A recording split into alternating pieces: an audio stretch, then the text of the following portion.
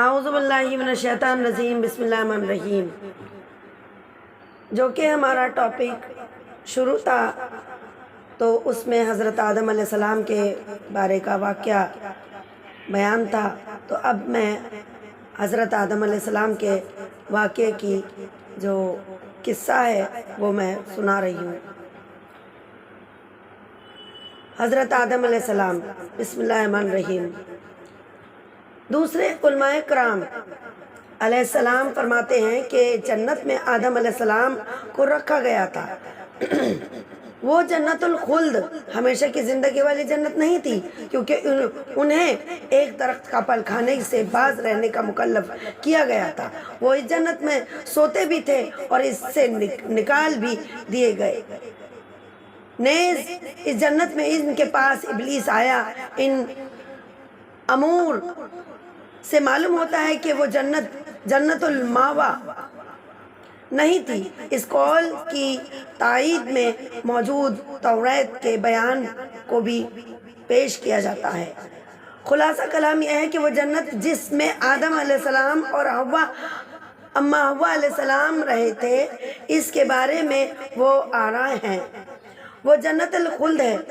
وہ کوئی اور جنت تھی جو اللہ تعالیٰ نے ان کے لیے تیار کی، اور ان میں سے ایک آزمائش ہوئی۔ وہ جنت الخلد نہیں، ان کے لیے جنت الخلد دار الا امتحان نہیں، دار الجزا ہے۔ دوسرے قول کے قائلین میں پھر اختلاف ہے۔ ایک قول یہ ہے کہ وہ جنت آسمان میں تھی، کیونکہ اللہ تعالیٰ نے انہیں اس سے نیچے اتارا۔ دوسرا قول یہ ہے کہ وہ زمین میں تھی، کیونکہ اللہ تعالیٰ نے آزمائش کے طور پر انہیں ایک خاص درخت سے منع فرمایا تھا، دوسرے درخت کے پھلوں سے نہیں۔ اور یہ واقعہ ابلیس کو سجدہ کا حکم دیے جانے کے بعد کا ہے، واللہ علم۔ دوسرے قول والوں کی طرف سے ایک سوال اٹھایا گیا ہے جس کا جواب دینے کی ضرورت ہے۔ وہ کہتے ہیں کہ یقینی بات ہے کہ جب ابلیس نے آدم علیہ السلام کو سجدہ کرنے سے انکار کیا تو اللہ تعالیٰ نے اسے جنت سے نکل جانے کا حکم دے دیا، اور یہ حکم قانونی حکم کی حیثیت نہیں رکھتا تھا، جس کی تعمیل بھی مکمل ہوتی ہے، اور عدم تعمیل بھی، بلکہ یہ تنفیذی حکم تھا جس کی عدم تعمیل اور اس سے سرتابی ممکن نہیں۔ اس لیے فرمایا اخرج منها مذموما مدحورا فاہبط منها فما يكون لك ان تتکبر فيها فاخرج منها فانك رجیم۔ نکل جا یہاں سے، اس سے اتر جا۔ ذلیل خوار ہو کر، الاعراف 18/7، اور فرمایا اس سے اتر جا، تجھے کوئی حق نہیں کہ اس میں رہ کر تکبر کرے۔ سورہ اعراف 13/7، اور فرمایا فَاخْرُجْ مِنْهَا فَإِنَّكَ رَجِيمٌ، سوا اس سے نکل جا کیونکہ تو مردود ہے۔ الزمر 77/38۔ ان آیت میں منہا اس سے مراد ہے کہ جنت یا آسمان یا درجہ ہے، جو مطلب بھی لیا جائے، بہرحال وہ اس جگہ میں موجود نہیں رہ سکتا جس سے نکال دیا گیا اور دور کر دیا گیا۔ وہ نہ وہاں سے رہ سکتا ہے، نہ وہاں سے گزر ہو سکتا ہے۔ وہ بھی یہ کہتے ہیں کہ قرآن مجید کی آیت کا ظاہر مفہوم یہ ہے کہ ابلیس نے آدم علیہ السلام کے دل میں وسوسہ ڈالا اور انہیں مخاطب کر کے کہا هل ادلک علی شجرۃ الخلد وملک لا یبلی، بھلا میں تم کو ایسا درخت بتاؤں جو ہمیشہ کی زندگی کا شمرا دے اور ایسی بادشاہت کو بھی زائل نہ ہو۔ سورہ طٰہٰ 120/20۔ اور کہا ما نہاکما ربکما عن ہذہ الشجرۃ الا ان تکونا ملکین او تکونا من الخالدین۔ وَقَسَمُهَا إِنِّي لَكُمَا لَمِنَ النَّاصِحِينَ فَظَلَّهُمَا بِغُرُورٍ، تم کو تمہارے پروردگار نے اس درخت سے صرف اس لیے منع کیا ہے کہ تم فرشتہ نہ بن جاؤ، فرشتے نہ بن جاؤ یا ہمیشہ جیتے نہ رہو، اور اس سے قسم کھا کر کہا کہ میں تمہارا خیر خواہ ہوں۔ غرض مردود نے دھوکہ دے کر ان کو مصیبت کی طرف، معصیت کی طرف کھینچ ہی لیا۔ سورہ اعراف 20/7 اور 22۔ ان آیات سے معلوم ہوتا ہے کہ وہ ان کی جنت میں ان کے ساتھ موجود تھا۔ اس کا جواب یہ دے دیا گیا ہے کہ عین ممکن ہے وہ جنت میں سے گزرتے ہوئے ان سے ملا ہو، اس لیے کہ ضروری نہیں کہ وہ بھی جنت میں ٹھہرا ہو، اور یہ بھلی ہو سکتا ہے، اور یہ بھی ہو سکتا ہے کہ اس نے جنت کے دروازے پر کھڑے ہو کر یا آسمان کے نیچے سے آدم حوا علیہ السلام کے دل میں یہ وسوسہ ڈالا ہو، واللہ علم۔ حضرت آدم علیہ السلام اور اماں حوا علیہ السلام کے خلاف شیطان کی چال۔ شیطان نے حضرت آدم علیہ السلام سے دشمنی کا عملی مظاہرہ کرتے ہوئے انہیں جنت سے نکلوا دیا، نہایت مکر سے انہیں گمراہ کیا اور اپنے رب کی نافرمانی پر آمادہ کیا، جس سے سزا میں آدم علیہ السلام کو جنت اور اس کی نعمتوں سے محروم اور دکھوں کی جگہ زمین میں آباد ہونا پڑا۔ اللہ تعالیٰ نے فرمایا فَزَلَّهُمَا الشَّيْطَانُ عَنْهَا، شیطان نے انہیں اس سے بہکا دیا، یعنی جنت سے، فَأَخْرَجَهُمَا مِمَّا كَانَ فِيهِ، پھر انہیں اس سے نکال دیا جس میں وہ تھے۔ سورہ بقرہ 36/2۔ یعنی نعمت، راحت اور سرور سے نکال کر محنت، مشقت اور مصیبت والی دنیا میں پہنچا دیا۔ وہ اس طرح کہ اس نے ان کے دلوں میں وسوسہ ڈالا اور اس سے اچھا ہونے کا احساس دلایا، جیسے کہ اللہ تعالیٰ کا اشارہ ہے فَوَسْوَسَ لَهُمَا الشَّيْطَانُ لِيُبْدِيَ لَهُمَا مَا وَرِيَ عَنْهُمَا مِنْ سَوْآتِهِمَا وَقَالَ مَا نَهَاكُمَا رَبُّكُمَا عَنْ هَذِهِ الشَّجَرَةِ إِلَّا أَنْ تَكُونَا مَلَكَيْنِ أَوْ تَكُونَا مِنَ الْخَالِدِينَ۔ تو شیطان دونوں کو بہکانے لگتا کہ ان کے ستر کی چیزیں جو ان سے پوشیدہ تھیں کھول دے، اور کہنے لگا کہ تم کو تمہارے پروردگار نے اس درخت سے صرف اس لیے منع کیا ہے کہ تم فرشتے نہ بن جاؤ یا ہمیشہ جیتے نہ رہو۔ سورہ اعراف 20/7۔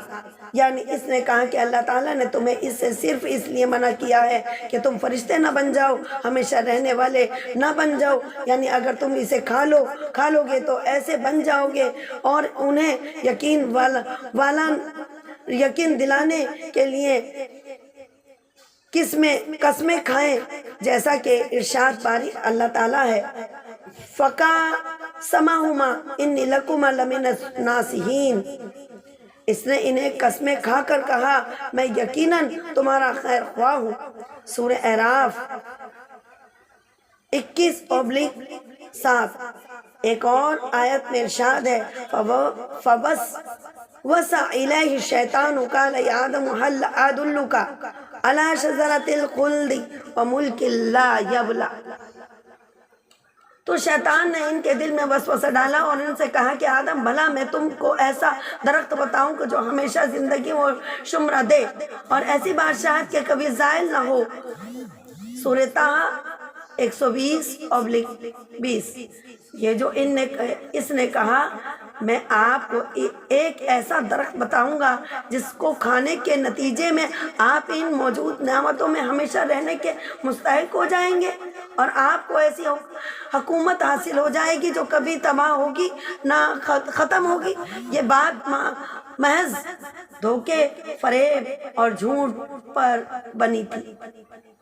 ممکن ہے کہ وہی درخت ہو جس کا ذکر کر حضرت ابو ہریرہ رضی اللہ تعالیٰ عنہ کی اس حدیث میں ہے کہ رسول اللہ صلی اللہ علیہ وسلم نے فرمایا کہ جنت میں ایک درخت ہے جس کے سائے میں ایک سوار 100 سال تک چلتا رہے تو اسے طے نہ کر سکے۔ فرمایا الہی، فرمان الہی ہے۔ فَدَلَّهُمَا بِغُرُورٍ فَلَمَّا ذَاقَتْ الشَّجَرَةَ بَدَتْ لَهُمَا سَوْآتُهُمَا وَطَفِيقًا يَخْصِفَانِ عَلَيْهِمَا مِنْ وَرَاقِ الْجَنَّةِ۔ پس مردود نے دھوکہ دے کر ان کو مصیبت کی طرف کھینچ ہی لیا۔ جب انہوں نے اس درخت کے پھل کو کھا لیا تو ان کے سطر کی چیزیں کھل گئیں اور وہ بیش کے درختوں کے پتے توڑ کر اپنے اوپر چپکانے اور سطر چھپانے لگے۔ سورہ اعراف 22/7 اس کی بابید مزید فرمایا فَأَكَلَا مِنْهَا فَبَدَتْ لَهُمَا سَوْآتُهُمَا وَطَفِيقًا يَخْصِفَانِ عَلَيْهِمَا مِنْ وَرَاقِ الْجَنَّةِ۔ 100 دونوں نے اس درخت کا پھل کھا لیا تو ان کے اوپر کی شرمگاہیں ظاہر ہو گئی اور وہ اپنے بدنوں پر پیشت کے پتے چپکانے لگے۔ سورہ طٰہٰ 121/20 اس ممنوع درخت کا پھل آدم علیہ السلام سے پہلے حوا علیہ السلام نے کھایا اور انہیں بھی اس کے کھانے کی ترغیب دی۔ واللہ علم، ممکن ہے کہ صحیح بخاری کی اس حدیث میں اسی طرف اشارہ ہونے اور نبی صلی اللہ علیہ وسلم نے فرمایا کہ اگر بنی اسرائیل نہ ہوتے تو گوشت بھی خراب نہ ہوتا، اگر حوا نہ ہوتے تو کوئی عورت اپنے خاوند کی خیانت نہ ہوتی۔ اہل کتاب کے پاس موجود توریت میں ہے کہ جس نے حضرت حوا علیہ السلام کو اس درخت کا پھل کھانے کی ترغیب دی وہ سانپ تھا۔ وہ بہت خوبصورت اور بہت بڑا تھا۔ حوا علیہ السلام نے سانپ کے کہنے پر پھل کھا لیا اور آدم علیہ السلام کو بھی کھلایا۔ اس میں شیطان کا ذکر نہیں۔ اس وقت ان کی آنکھیں کھل گئیں اور انہیں معلوم ہو گیا کہ وہ ننگے ہیں، چنانچہ انہوں نے انجیر کے پتے۔ مسند احمد 459، صحیح بخاری احادیث انبیاء باب خلد آدم درجات حدیث 3330 جوڑ کر تہ بند بنائے۔ اس میں یہ بیان ہے کہ وہ دونوں بے لباس تھے۔ وہب بن منبع رحمۃ اللہ علیہ نے بھی ایسا ہی فرمایا ہے کہ ان کے لباس نور تھا جس نے پردہ کے اعضاء کو چھپایا ہوا تھا۔ موجودہ توریت میں ذکر کردہ یہ بات غلط ہے کہ جس میں تحریف ہوئی ہے کہ اور ترجمے کرنے میں بھی غلطی ہوئی ہے۔ کسی کا کلام کو ایک زبان سے دوسرے زبان میں منتقل کرنا ہر ایک کے لیے ممکن نہیں ہوتا، خصوصاً جو شخص دوسرے زبان سے اچھی طرح واقف نہ ہو اور اپنی زبان میں لکھی کتاب کو بھی مکمل طور پر نہ سمجھ سکتا ہو۔ اسی وجہ سے توریت کے ترجمے میں بہت سی لفظی اور معنوی غلطیاں واقع ہو گئی ہیں۔ قرآن عظیم نے واضح کیا ہے کہ ان کے جسم پر لباس موجود تھا۔ ارشاد بانی ہے يَنزِعُ عَنْهُمَا لِبَاسَهُمَا لِيُرِيَهُمَا سَوْآتِهِمَا، اور ان سے ان کے کپڑے اتروا دیے تاکہ ان کے سطر ان کو کھول کر دکھا دے۔ سورہ اعراف 27/7 اس کے لیے بہت صحیح ہے۔ حضرت ابن عباس رضی اللہ تعالیٰ عنہ فرماتے ہیں، کہتے ہیں کہ وَتَفِيقَ يَخْصِفَانِ عَلَيْهِمَا مِنْ وَرَاقِ الْجَنَّةِ، وہ بہشت کے درختوں کے پتے توڑ کر اپنے اوپر چپکانے اور سطر چھپانے لگے، یعنی انجیر کے پتوں سے۔ یہ معنی اہل کتاب میں سے موجود ہے کہ جبکہ آیت قرآنی میں تخصیص نہیں۔ حضرت آدم علیہ السلام کا جنت سے خروج، ارشاد باری تعالیٰ، وَلَقَدْ عَهِدْنَا إِلَىٰ آدَمَ مِن قَبْلُ فَنَسِيَ وَلَمْ نَزِدْ لَهُ عَزْمًا وَإِذْ قُلْنَا لِلْمَلَائِكَةِ اسْجُدُوا لِآدَمَ فَسَجَدُوا إِلَّا إِبْلِيسَ أَبَىٰ فَقُلْنَا يَا آدَمُ إِنَّ هَٰذَا عَدُوٌّ لَكَ وَلِزَوْجِكَ فَلَا يُخْرِجَنَّكُمَا مِنَ الْجَنَّةِ فَتَشْقَىٰ إِنَّ لَكَ أَلَّا تَجُوعَ فِيهَا وَلَا تَعْرَىٰ وَأَنَّكَ لا تسمع فيها ولا تضحى فوسوس إليه الشيطان قال يا آدم هل أدلك على شجرة الخلد وملك لا يبلى فأكلا منها فبادت لهما سوآتهما وطفقا يخصفان عليهما من ورق الجنة وعصى آدم ربه فغوى ثم اجتباه ربه فتاب عليه وهدى قال اهبطا منها جميعا بعضكم لبعض عدو فإما يأتينكم مني هدى فمن اتبع هدايا فلا يضل ولا يشقى ومن أعرض عن ذكري فإن له معيشة ضنكا ونحشره يوم القيامة أعمى قال ربي لما حشرتني أعمى وقد كنت بصيرا قال كذلك أتتك آياتنا فنسيتها وكذلك اليوم تنسى۔ اور ہم نے پہلے آدم سے عہد لیا تھا مگر وہ اسے بھول گئے اور ہم نے ان میں صبر ثابت نہ دیکھا، اور جب ہم نے فرشتوں سے کہا کہ آدم کے آگے سجدہ کرو تو سب سجدے میں گر پڑے مگر ابلیس نے انکار کیا۔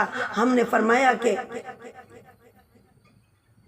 موجودہ حابیل ہے کہ خداوند کریم نے آدم اور ان کی بیوی کے واسطے چمڑے کے کرتے بنا کر ان کو پہنائے۔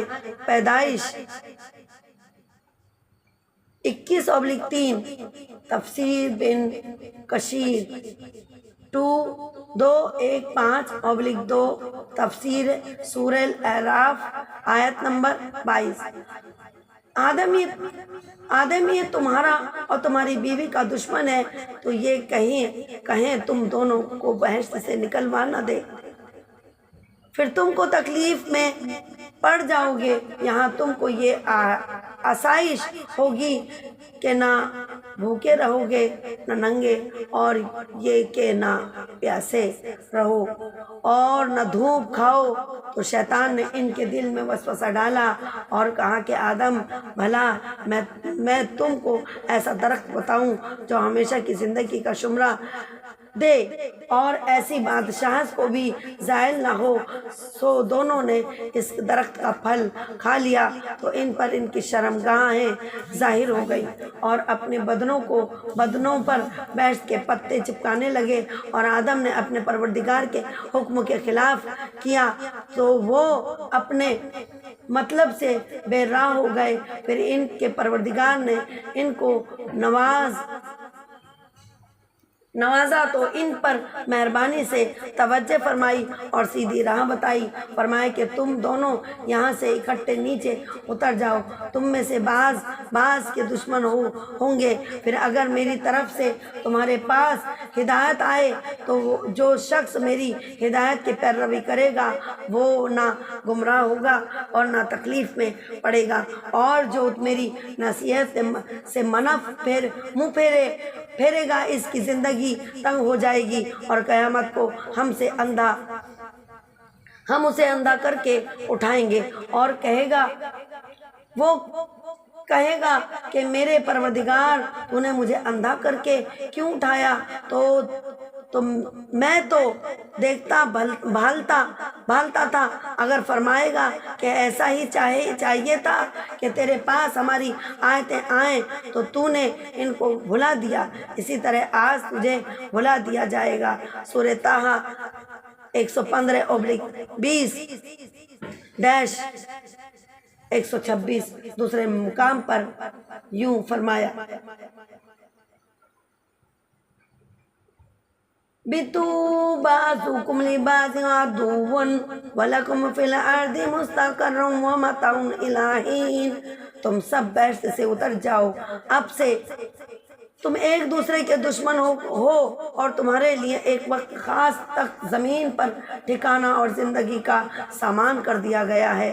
سورہ اعراف 24-7 یہ ارشاد آدم، حوا علیہ السلام اور ابلیس کے مخاطب کر کے فرمایا گیا۔ ایک قول کے مطابق سانپ بھی اس میں شامل تھا۔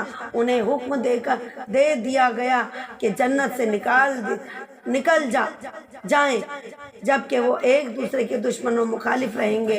اس واقعے میں سانپ کے ذکر کی تائید میں وہ حدیث پیش کی جا سکتی ہے کہ رسول اللہ صلی اللہ علیہ وسلم نے فرمایا، جب سے ان سانپوں سے ہماری جنگ شروع ہوئی ہے ہم نے ان سے کبھی صلح نہیں کی، اور جس نے ڈر کی وجہ سے کوئی سانپ چھوڑ دیا وہ ہم میں سے نہیں۔ سورہ طٰہٰ میں انہی کی بات فرمائی گئی ہے۔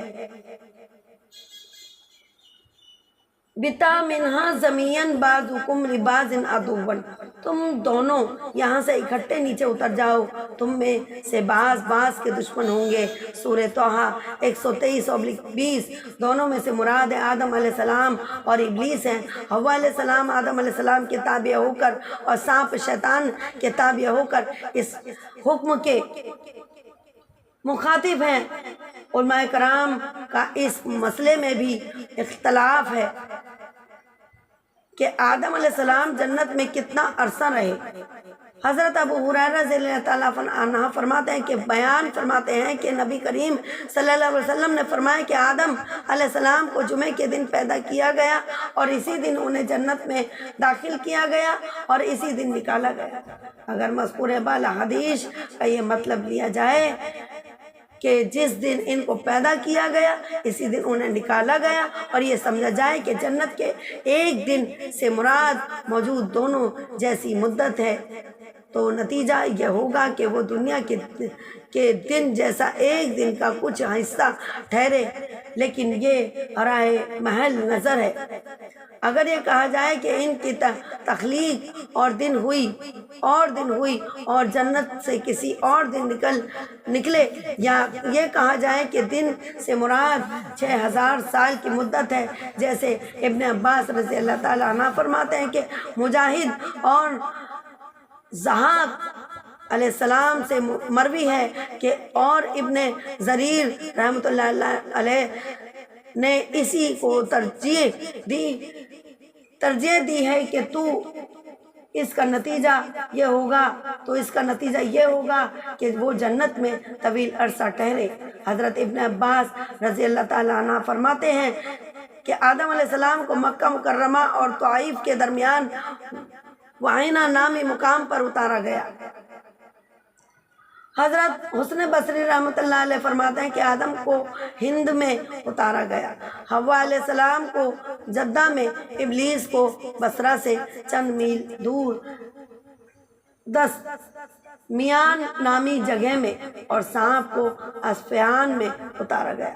جبکہ حضرت ابن عمر رضی اللہ تعالیٰ عنہ فرماتے ہیں کہ آدم علیہ السلام کو صفا پہاڑی پر اور حوا علیہ السلام کو مروہ پہاڑی پر اتارا گیا۔ حضرت ابو موسیٰ اشعری رحمۃ اللہ علیہ فرماتے ہیں، اس سے روایت ہے کہ انہوں نے فرمایا کہ جب اللہ تعالیٰ نے آدم علیہ السلام کو جنت سے زمین پر اتارا تو آپ کو ہر چیز بنانا سکھایا اور جنت کے کچھ پھل عطا فرمائے۔ تمہارے یہ زمینی پھل جنت کے پھلوں میں سے ہیں، فرق یہ ہے کہ ان میں تبدیلی آتی ہے، خراب بھی ہو جاتے ہیں، ان میں تبدیلی نہیں آتی۔ حضرت عبداللہ بن عباس رضی اللہ تعالیٰ عنہ سے روایت ہے کہ آدم علیہ السلام نے زمین پر سب سے پہلے جو کھانا کھایا وہ یہ تھا کہ جبرائیل علیہ السلام ان کے پاس گندم کے 7 دانے لائے۔ آدم علیہ السلام نے فرمایا کہ کیا ہے؟ جبرائیل علیہ السلام نے فرمایا کہ یہ اسی درخت کا پھل ہے جس سے آپ کو منع کیا گیا تھا اور آپ نے کھا لیا تھا۔ انہوں نے فرمایا کہ میں اس کا کیا کروں؟ فرمایا کہ اس سے زمین میں بو دیجئے۔ انہوں نے بو دیے، ان میں سے ہر ایک دانے کا وزن موجودہ دور کے 1,00,000 دانوں سے زیادہ تھا۔ وہ آگ آئے وقت آنے پر انہیں کاٹا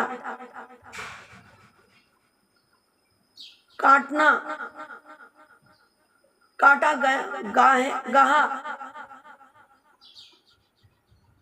بہت سے دانے الگ کیے گئے، پھر انہیں پیسا اور گوندھا، پھر اس کے آٹے کی روٹی پکائی، پھر کھائی۔ اس طرح انہیں بہت محنت اور مشقت کے بعد کھانا ملا۔ اس آیت مبارکہ میں اسی کی طرف اشارہ ہے۔ فَلَا يُخْرِجَنَّكُمَا مِنَ الْجَنَّةِ وَتَشْقَى،